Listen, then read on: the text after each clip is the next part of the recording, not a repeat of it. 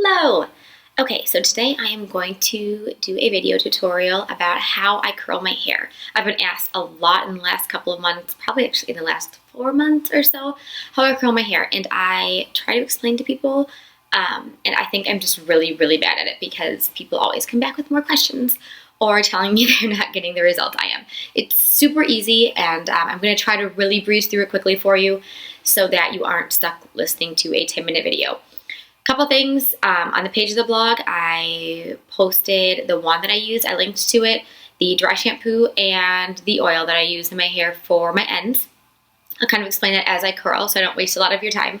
And then also I'm going to kind of talk in the beginning portion, get it started, try to figure out how to speed up the movie so that you aren't watching in real time how long it takes to curl it. And then kind of I'll stop here and there and give points I think they're needed. Other than that, I'm going to try to edit this to make it really nice and easy for you to watch. So a couple things, I only wash my hair every 3 to 4 days. So right now my hair has not been washed. Actually, it was just washed like a day and a half ago. So it's just shy of 2 days old. I wash it, I sleep on it, and I curl it the next day. So I don't ever blow dry it, or I very rarely blow dry it. And as you can see, this is, I wake up and it's kind of just from the day before. I can't really go out and do anything like this, so I need to recurl it. So I do that day in and day out. So before I start, only thing you need to know, this is the wand I use. It is a 1 1/4 inch thick up here and then tapers down to an inch, maybe a little bit less. And the only thing to really make sure you know is you always curl with it down. So I'll hold it back here. You'll see when I get to the other side, I actually switch hands. So I always start at the back and curl forward, and that's that. So let's get started. First, I just split my hair onto 2 sides. And what I do is I just start at the back top. Some people start at the bottom. I start at the top because I hate having to clip my hair, or I get it tangled less. So I start at the top. I take probably about 2 inches thick thing of hair. And I start with that, and that's really what I do in the back. So I will take the wand and just wrap it around. I always leave about 2 inches left over. That just gives it, I think, more of that beachy look that people are looking to get. Once you curl your ends, I just think it looks a little more curly, young kid, all that. So that is that. So anyway, I held that a little bit longer than normal, but put it on for, I'd say, maybe 5 seconds, maybe 10. Here, I'll kind of count this time around. So take a second piece, wrap it around. And actually, a lot of times what I will do is I will actually touch the hair with my hand. You have to be careful with that. I have made some really stupid mistakes and touched the actual curling iron a number of times, and these get really hot. So they really hurt when you burn yourself. Actually, I used to use a different wand that just damaged my hair more. It was super cheap. I mean, this one's cheap. It only costs like, this one's I think only like $35. I'll link to it, but I'm pretty sure it's only like $35. And this one has a plastic tip at the end of it, and it's really good at not damaging my hair. But this other one I had was even cheaper, and while it worked, it damaged my hair more. So it didn't have a plastic tip at the end, and I brought it down too far. I think when I was probably in the back at some point, and I hit the top of my shoulder. And no joke, I still have a scar on my shoulder for it. My husband makes fun of me, which is, I mean, rightfully deserved, because it's pretty hard to explain how on earth you have a scar on your shoulder from a curling iron. So, but I managed to do it. So, just be careful. These are dangerous. So, okay. As you can see, I have finished now the middle back side of this side of my hair. As I curl each one, I just kind of curl it and drop it off to the back so that I'm always curling forward, and the hair I have not touched is always in front of my shoulder. The hair I'm done with is behind my shoulder.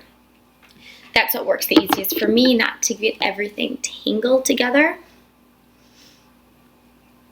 As I move to the front, I maybe move more to like 1.5 inch chunks but still good sized chunks.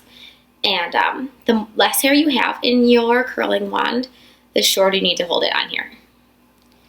You don't want to do a lot of damage to your hair, so couple things. I have been curling my hair like this for a long time. I actually curled my hair like this when I was in college, and my hair was really, really short back then. It was like anywhere from between my shoulders to maybe a little bit longer than my shoulders. And you can still do your hair like this with it short. The thing is you're going to get tighter curls a lot easier, making your hair look a lot shorter and less beachy. So what I would do to fix that issue is I would actually use a smaller curling wand.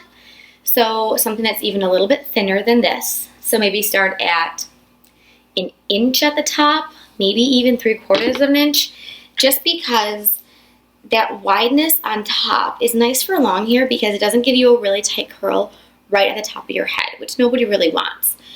But when your hair is short, you are working with not a lot of inches to curl to begin with.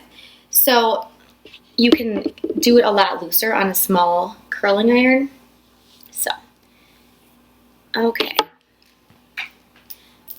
This in total time takes me about 10 minutes or less. So it's not a long process. I totally crank the heat up, which is, I know, probably not good for my hair, but it seems to be pretty healthy with the way I do everything else. So I do that because I don't have to let it sit on the heat for very long, which makes it a nice, quick curling process. And like I said, since I do this to my hair a lot of days, it makes it easier. So I'm kind of getting into the front now on this first side.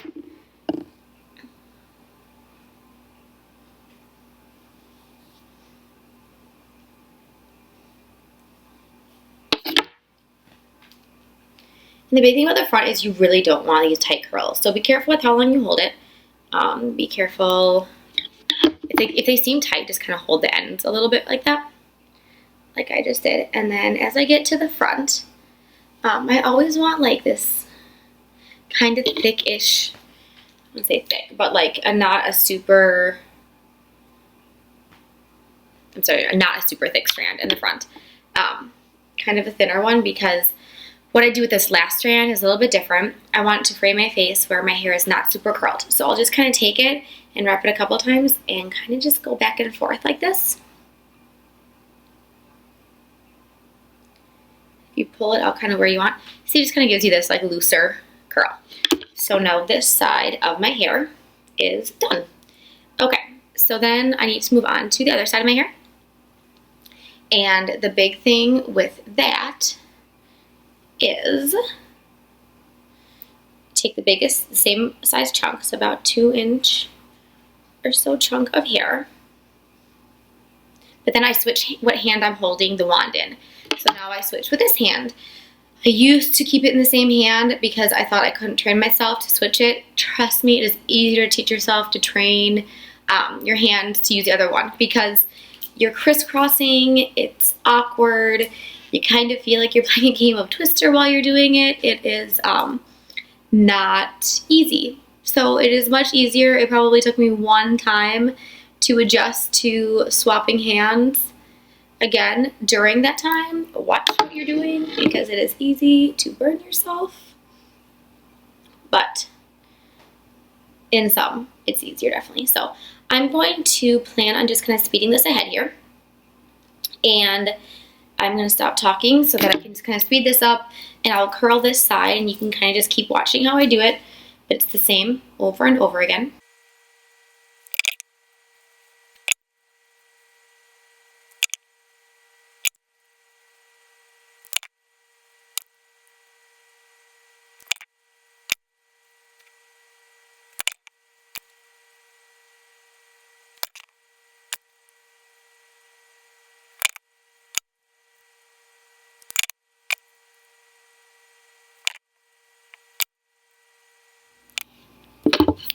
Okay, so as I get to the end again now, a couple things that I want to make note of. I always curl away from my face.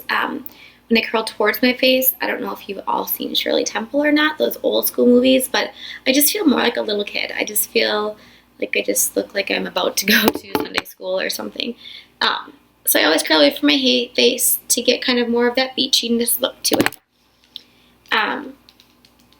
If you notice as I do it, I kind of just smooth it out on top of my fingers a little bit before I do each curl.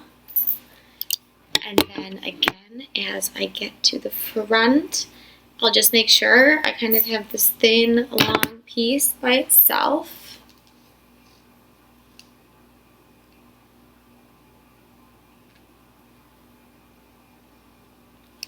And then with that, do the same thing. We're just kind of wrap it around. And just will kind of show you. Sorry, I get a little high on there on the video, but just kind of go like that. So it gets that loose little kind of wave right there. And then some of the other questions I've gotten that I would never have even thought to answer. I never comb through my hair. And actually, I always let it finish cooling. Like you can kind of feel this side is just still warm on my face, so I'll let it sit for a minute this side, and then I just kind of shake it out. So just kind of go like that. I don't ever like really comb all the way through it. I just kind of go like that to separate it a little bit more. And then I pull it back front again, and that is it. So if you get kind of weird spots, just kind of pull them down, pull them straight. This is what it looks like. That is that, and that is all you do. That's what you do. I don't put any product in my hair other than dry shampoo and oil on the ends. Dry shampoo is great if you just wash your hair and you're looking to do the curls like this. Put that in to volumize. The stuff I use is amazing. I promise you guys, I have tried so many dry shampoos and this stuff really makes a difference. It's not expensive at all. It smells great, and it you know, I even like my hair is a lot darker right now with the way I have it colored, and it doesn't leave any wet mark, as you can see. So that's it. If you have any questions, just let me know. Yeah, and anything else you ever want to see on here, go ahead and shoot me an email. I know people do on a regular basis, so let me know. And again, thank you. Bye.